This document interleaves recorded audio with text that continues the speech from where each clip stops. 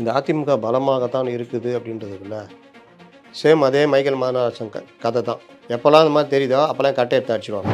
அதிமுக பலமாக இருக்குதுன்றதை மறுத்துக்கிட்டே இருக்கணும், ஏதாவது ஒரு வகையில் பிரச்சாரம் பண்ணிகிட்டே இருக்கணும். அதிமுக கூட யாரும் சேரலை, அதிமுக இப்படி, பிஜேபி அதிமுக சண்டை முடிஞ்சால் பிஜேபிக்குள்ளே திமுகவுக்கு யார் வேலை செய்கிறாங்கிறது உட்பட மேலே இருந்து எடுக்க சொல்லியிருக்காங்க. இவங்களெல்லாம் ஃபேபியன் சோஷலிஸ்ட்டுன்னு சொல்லுவாங்க. இவங்க வேலை என்னென்னா இவங்களை எதிர்க்கிற மாதிரியே எதிர்த்துக்கிட்டு இந்த ஒர்க்கை பண்ணிவிட்டு இவங்க எல்லாம் பண்ணுவாங்க. காங்கிரஸ் ஆட்சி ஒழியணுன்றது உருவாக்கப்பட்டு கொண்டு வரப்பட்டவர் தான் அரவிந்த் கெஜ்ரிவாலும் அண்ணா ஹசாரேவும். 2024 தனித்தனியாக நிற்க வச்சாங்க. 18% பாஜக, இது என்டிஏ, 23% ஏடிஎம்கே, தேமுதிக, ரெண்டும் சேர்த்தா 41, இவங்க 47. இந்தியா கூட்டணி, காங்கிரஸ், அது இதுன்னு பண்ணி இஸ்லாமிய சிறுபான்மை மக்களுடைய வாக்கு எல்லாம் சேர்ந்து 47. இங்கே அடின்னு அடித்து ஒன்றும் இல்லாமல் வெறும் ரெட்டையில் விஜய் வாக்கு பிரிக்க போகிறாரு. இவங்க சிறுபான்மை மக்கள் வாக்கையும் சேர்த்து விஜய் பிரிக்க போகிறாரு. இங்கே இதே டீமு அதே ரெட்டையில் மறுபடியும் ஸ்ட்ராங் ஆகுறாங்க. அப்போ எப்படி அடி ஒன்று பார்த்துக்கலாம்.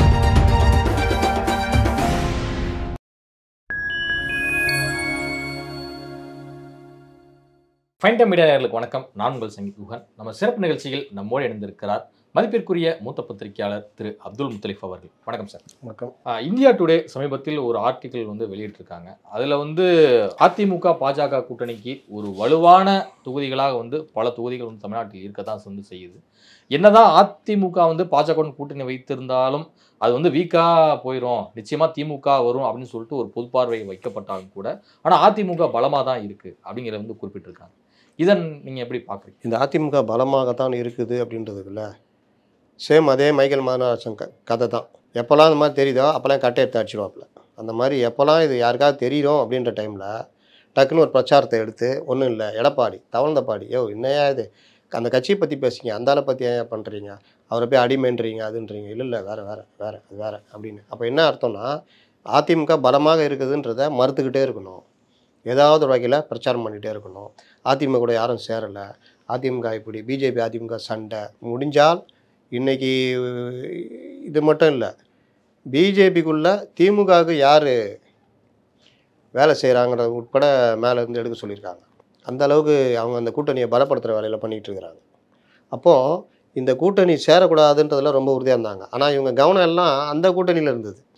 விஜய் அதிமுக கூட போயிடக்கூடாது, விஜய் அதிமுக சேர்ந்துட்டா பலமாயிடும் அப்படின்னு. ஆனால் இவங்க தான் தெரியல, நம்ம இவ்வளோ நேரம் பேசணுமே, நான் அந்த லிஸ்ட்டு தான் இவங்க. அதனால் இவங்க என்ன ஆனாலும் இந்த அவர் ஒருத்தர் வந்தார்ல, அவர் பிஜேபிக்குன்னே வேலை செய்கிறதுன்னு பிறந்தவர். அவர் யார்? பிரசாந்த் கிஷோர். அதையும் ரொம்ப லேட்டாக தான் புரிஞ்சுக்குவாங்க. அவர் அங்கே பிஜேபிக்கு தான் வேலை செஞ்சிட்ருக்காரு பீகாரில். அதாவது பிஜேபி ஜெயிக்கணும்னு ஓட்டை பிரிக்கிற வேலையை பண்ணிகிட்ருக்காரு. இது ஊருக்கே தெரியும். ஜான் சுராஜ்னு ஒரு தனி கட்சி ஆரம்பிச்சு, ஜான் சுராஜ், ஜனசுராஜ், அப்புறம் இன்னும் என்னென்ன பேரை வச்சுக்கிங்க, என்ன வச்சாலும் இதுக்கு தான். ஓவைசின்னு ஒருத்தர் இருக்கிறார் தெரியுமா, அவர் எதுக்கு? அவர் முஸ்லீம் இதுவா? அவர் பிஜேபியுடைய பி டீம். அவர் எங்கெல்லாம் முஸ்லீம் வாக்குகள் ஒருமுகப்படுத்தப்பட்டு போதோ அங்கெல்லாம் போய் நிற்பார்.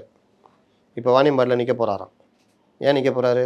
இங்கே இஸ்லாமியர் வாக்குகள் விஜய் பக்கமோ யார் பக்கமோ போகக்கூடாதுன்றதில் தடுத்து நிறுத்துகிற வேலையை அவர் பண்ணுவார். அவர் வேலை ஒன்று பிஜேபிக்கு நேஷனல் லெவலில் ஒர்க் பண்ணுவார், உத்தரப்பிரதேசில் போய் போட்டி போடுவார். ஞாபகம் இருக்கா? இஸ்லாமிய வாக்குகள் ஒன்றுபட்டு காங்கிரஸுக்கு போகக்கூடாதுன்னு இந்த ஆளை கொண்டு போய் அங்கே நிப்பாட்டினாங்க. இவர் வாக்குகளை பிரித்ததுனால அங்கே பிஜேபி எளிதாக ஜெயிச்சுது. இந்த வேலைக்கு தான் அந்த ஆள் கோடாரி கம்புன்னுவாங்க. கோடாரி வெட்டுறதுக்கு பாஜக கொண்டு வரக்கூடிய சட்டங்களை எல்லாம் கடுமையாக எதிர்க்கக்கூடிய இடத்துல தானே இருக்கிறார். ஆப்போஸ் பண்ணிட்டு தான் அரவிந்த் கெஜ்ரிவால் இருக்கார்ல, அவர் ஒரு பி டீம், வெளியவே தெரியாது. இவங்களெல்லாம் ஃபேபியன் சோஷலிஸ்ட்டுன்னு சொல்லுவாங்க. இவங்க வேலை என்னென்னா இவங்களை எதிர்க்கிற மாதிரியே எதிர்த்துக்கிட்டு இந்த ஒர்க்கை பண்ணிவிட்டு இவங்க எல்லாம் பண்ணுவாங்க. காங்கிரஸ் ஆட்சி ஒழியணுன்றதுக்காக, காங்கிரஸை மிக ஊழல் நிறைந்த கட்சின்னு காமிக்கணுன்றதுக்காக உருவாக்கப்பட்டு கொண்டு வரப்பட்டவர் தான் அரவிந்த் கெஜ்ரிவாலும் அண்ணா ஹசாரேவும். இவங்களுடைய அந்த மூமெண்ட்டுனால ஆதாயம் அடைஞ்சது யாருன்னா பிஜேபி. புரியுதா? அந்த வேலையை அன்றைக்கே அவரை செய்ய வச்சாங்க. அதுக்கப்புறம் அவர் அதை அப்படியே மெயின்டைன் பண்ணி அவர் டெல்லி இது பண்ணார். இன்றைக்கும் பிஜேபி எதிர்த்துட்டு இருக்கிற மாதிரி பண்ணுறாரு. ஏதாவது ஒரு புள்ளியில் அவங்க பிஜேபியோட ஜாயின் பண்ணுவாங்க. சேம் இதே தான் ஓவைசி. நீங்கள் ஏன் அதனால தான் ஓவைசி நீங்கள் நம்புவீங்க, இஸ்லாமியர்களுக்காக தான் பேசுவார். பிஜேபிக்கு தான் இஸ்லாமிய இந்த மாதிரி விஷயம் பேசுவார். ஆனால் அவர் பண்ணுறது எல்லாம் உத்தரப்பிரதேச ஏன் போய் போட்டி போடுறா? அங்கே நீ காங்கிரஸ் கூட சேர்ந்து நின்று தான் பரவாயில்ல, நீ தனியாக போய் போட்டி போடுற. ஏன்னா இஸ்லாமியர் வாக்குகளை நீ இழுத்துட்டேன்னா காங்கிரஸுக்கு மெயினாக அதுதான். இஸ்லாமியர்கள், தாழ்த்தப்பட்ட மக்கள், பட்டியலின மக்கள், இந்த ரெண்டு ஓட்டையும் ஒரு பாதியை நீ பிரிக்கிறதுக்கு முயற்சி பண்ணனா காங்கிரஸ் ஈஸியாக தோக்கும். அப்போ யாருக்கு நீ உதவி பண்ணுற? இதுதான் விஷயம். இப்போ நேற்று திருமாவளவன் சொல்கிறாருல, இஸ்லாமியர் வாக்குகளை பிரித்து அதன் மூலம் திமுக அந்த எங்கள் கூட்டணியை வீழ்த்தி அதன் மூலியமாக பாசிச சக்தியில் உள்ளே வர்றதுக்கு பி டீமாக உதவுகிறார். இதானே அவர் பேசுறதுடைய சாராம்சம். அப்போ 2 விஷயம் அவர் பேச்சில் வருது. ஒன்று, இவங்க தோக்க போகிறாங்கன்றதை அவர் ஒத்துக்கிறார். 2வது, சிறுபான்மை மக்களுடைய வாக்குகள் இவ்வளோ நாளாக இவர்களுக்கே இருந்ததை விஜய் பிரிக்கிறாருன்னு ஒத்துக்கிறாங்க. கரெக்டாக? இப்போ அதுக்காக இவரை விஜய் எப்படி திருப்புறாங்கன்னா, விஜய் ரசிகர்கள் புரிஞ்சிக்கணும், இது ஜான் ஆரோக்கியசாமி இதுக்கு எதிராக சண்டை போட மாட்டார், அதையும் நான் தான் பேசணும், எங்களை போன்றவர் தான் பேசணும். விஜயை இஸ்லாமியர் எதிரியாக நிற்க வைக்கிறாங்க. ஃபத்வா கொடுக்கறதுக்குன்னு ஒரு லகட பாண்டியா அங்கேருந்து லெட்டர் போட வைக்கிறாங்க. அவன் பார்த்தா சிஏ ஆதரித்து போராட்டம் நடத்தினவன் அந்த பாய், அங்கேருந்து ஃபத்வா கொடுத்தவன். இன்னொரு விஷயம், ஆர்எஸ்எஸ் ஆதரவாளர் இவர் அப்படின்னு. இப்போ விஜய் தரப்பில் வழக்கறிஞர்கள் மனு போடப்போ சப்போர்ட்டிங்காக சில மத அமைப்புகள், இப்போ பஞ்சாபில் இருக்க சிரோன்மணி அகாலிதள் இந்த மாதிரி அவங்களுடைய இது வக்போர்டு மாதிரி அவங்களுக்கு இருக்குதுல்ல, அதெல்லாம் எப்படி தன்னிச்சையாக இயங்குது அப்படின்றதுக்கு சில பார்ட்ஸ் சேர்க்குறாங்க அந்த மனுவில். அதில் கிறிஸ்துவ மிஷினரிகள் எப்படி இருக்குது, இது மாதிரி வக்போர்டுக்கும் தனியாக அவங்க சுயேட்சையாக செயல்படுறதுக்கு இது பண்ணோன்னா அந்த மனுடைய சாராம்சம் நல்லா புரிஞ்சிக்கணும். நான் இது தாவேகாக்கு எதிராக பேசல, ஆதரவாக பேசுகிறேன். அந்த விவகாரத்தில் இவங்க டிஎம்கே சைட்லேருந்து இந்த கிறிஸ்துவர்களுக்கான எப்படி உரிமை இருக்குதோ அது மாதிரி வக்போர்டுக்கான உரிமைன்னு பேசுகிற விஷயத்தில் கிறிஸ்துவர்களுக்கான உரிமைக்கு கொடுக்கப்பட்ட பாரா வந்து ஆர்எஸ்எஸ் அவர்களுக்கு எதிராக பயன்படுத்தின பாரால வந்து எடுத்திருக்காங்க. இவர் ஆர்எஸ்எஸ் உடைய ஆளாக செயல்படுகிறார் அப்படின்னு ஒரு முத்திரை குத்துறாங்க. இது எதுக்குன்னா, விஜயை எப்படியாவது இஸ்லாமியர் வாக்குகள் விழாமல் பார்த்துக்கணும். எப்படி ஏடிஎம்கே கொண்டு போய் நீங்கள் டக்கர் அடித்தாலும் ஏடிஎம்கே இஸ்லாமியர் வாக்கு வாங்க முடியாது. ஏன்னா என்டிஏ கூட பிஜேபி கூட இருக்கார், பிஜேபி கூட தனியாக வந்தால் கூட பிஜேபி கூட போயிடுவார் அப்படின்னே உருவாக்குறாங்க. விஜயை அந்த மாதிரி பண்ணிட்டா இஸ்லாமிய சிறுபான்மை வாக்கள் நமக்கு தான் அப்படின்னு பார்க்குறாங்க. ஆனால் அது நடக்காது விஜய்கிட்ட. ஏன்னா அவர் அந்த மாதிரி போடுறதுக்கான இதை மக்கள் நம்ப மாட்டாங்க. ஆனாலும் அந்த பிரச்சாரம் நடக்குதா இல்லையா? இதுதான் டெக்னிக்கு. இந்த டெக்னிக்கை பயன்படுத்துறது தான் இவங்க இவ்வளோ நாளாக ஜெயிச்சுக்கிட்டு இருந்தாங்க, ஏடிஎம்கே எதிராக பண்ணியிருந்தாங்க. இப்போ இந்த ஏடிஎம்கே பாஜக சேர்ந்த உடனே நீங்கள் பாருங்கள், அவ்வளோ பிரச்சனை பண்ணி அந்த இதுலேயே இருக்கும், இந்தியா டுடே இதுலேயே அவ்வளோ பிரச்சனை பண்ணி 2024 தனித்தனியாக நிற்க வச்சாங்க. 18% பாஜக, இது என்டிஏ, 23% ஏடிஎம்கே தேமுதிக, 2 சேர்த்தா 41, இவங்க 47. இங்கே இவங்களுக்கு என்ன லாபம்? இந்தியா கூட்டணி, காங்கிரஸு, அது இதுன்னு பண்ணி இஸ்லாமிய சிறுபான்மை மக்களுடைய வாக்கு எல்லாம் சேர்ந்து 47. இங்கே அடின்னு அடித்து ஒன்றும் இல்லாமல் வெறும் ரெட்டையில் 21%. இங்கே அண்ணாமலை பாமக, அந்த பாஜக பாமக, அண்ணாமலை தான் சொல்லுவேன், பாஜகன்னு கூட சொல்ல மாட்டேன். ஏன்னா அண்ணாமலையுடைய பிரதான இதில் வாக்கு விழுந்தது 18%. இப்போ சொல்லுங்கள், சட்டமன்ற தேர்தல் இவர்களுக்கு எதிரான கடுமையான கோபம் எல்லாம் இருக்குது. விஜய் வாக்கு பிரிக்க போகிறாரு, இவங்க சிறுபான்மை மக்கள் வாக்கையும் சேர்த்து விஜய் பிரிக்க போகிறாரு. இங்கே இதே டீமு அதே ரெட்டையில் மறுபடியும் ஸ்ட்ராங்காக ஆகுறாங்க. அப்போ எப்படி அடி விழும் பார்த்துக்குங்க. அதை தான் இந்தியா டுடே சொல்லுது. இவங்க எப்போல்லாம் அடி வாங்குறாங்களோ அப்போல்லாம் செம்ம அடி வாங்குவாங்கன்றார் சொல்லுது.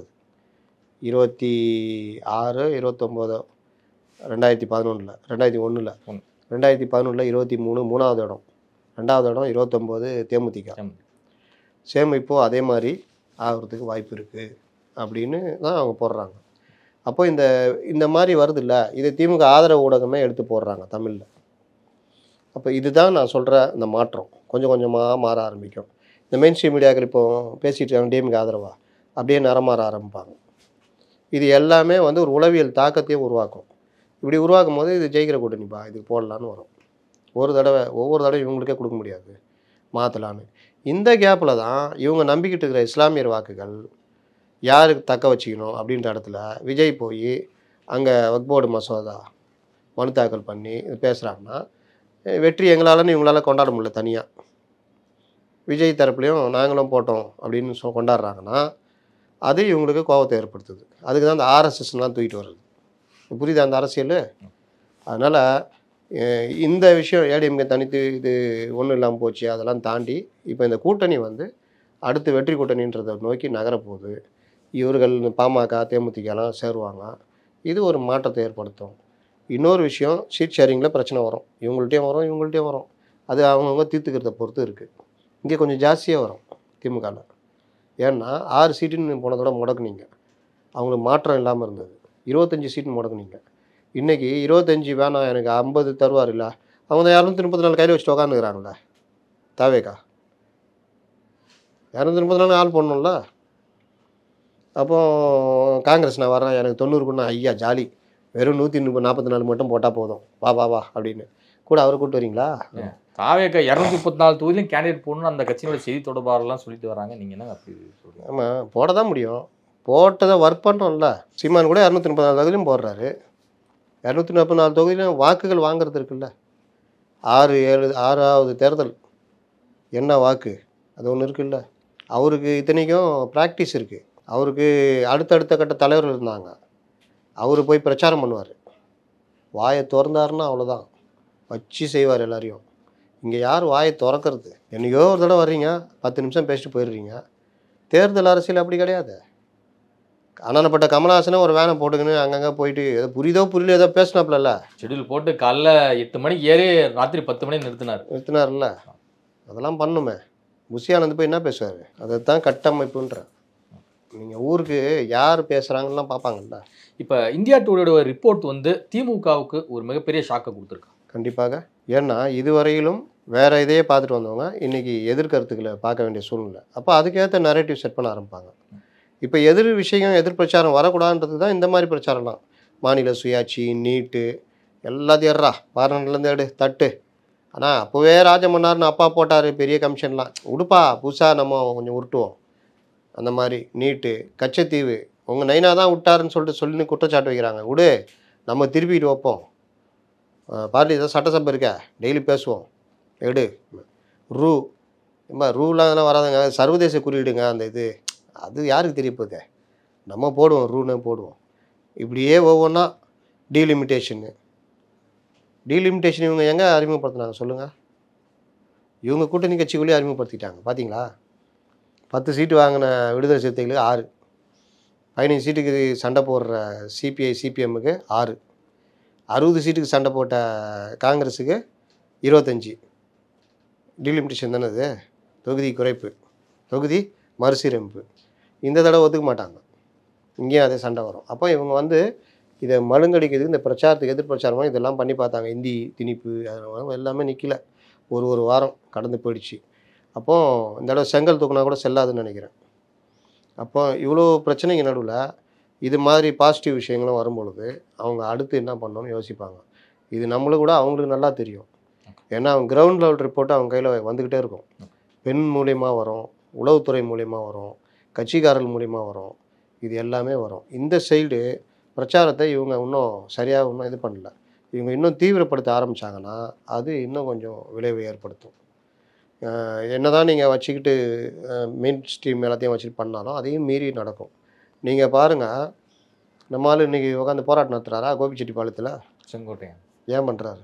இவ்வளோ நாளாக முருகின்னு போயிருந்தார். எடப்பாடி எப்படிப்பா போகிறாரு? ட்ரிப்ளிகனுக்கு. அப்போ நம்ம அடையாறு போவோம். எடப்பாடி எங்கே போகிறாரு? எக்மோருக்கு. அப்போ நம்ம டி நகர் போவோம். இப்படி தானே போயிருந்தார். எடப்பாடி எங்கே போகிறாரு? கேன்டீனுக்கு. அப்போ நம்ம கழிப்பறை போவோம். இப்படி தானே போயிருந்தார். இப்போது என்னாச்சு? பொன்முடிக்கு எதிராக ஆர்ப்பாட்டம், அடங்கி ஒடுங்கி வந்துட்டாரா? இதுதான் நிலமை. இன்னமும் அவர் பண்ணுவார். அவர் தலைமையில் ஆட்சி. அவரை அப்படியே சும்மா அந்தந்த பெஞ்சு மாதிரி அப்படியே எடப்பாடி தூக்கி பொம்மை அப்படி தூக்கி போட்டு செங்கோட்டையன் வாங்க உட்காருங்க அப்படின்ட்டு ஆட்சி. என்ன உருட்டுனாங்க போன மாதம்லாம், ஞாபகம் இருக்கா? எங்கே போச்சு? அப்போ இவங்க நாலேஜ் எந்த அளவுக்கு இருக்குது? பத்திரிகையாளருக்கு நாலேஜ். இந்த மெயின் ஸ்ட்ரீம் மீடியாக்கள் இவங்க தானே இந்த விவாதம்லாம் நடத்துனாங்க. எடப்பாடியை நகர்த்தி விட்டு செங்கோட்டையன் தலைமையில் அணி அமைக்கப்படுகிறது சொன்னாங்களா இல்லையா? எத்தனை பேர் உருட்டுனாங்க? எல்லாம் யூடியூப்பில் போயிருக்க தானே செய்யுது. அப்போ இவங்க நாலேஜ் எந்த அளவுக்கு தெரியுதா?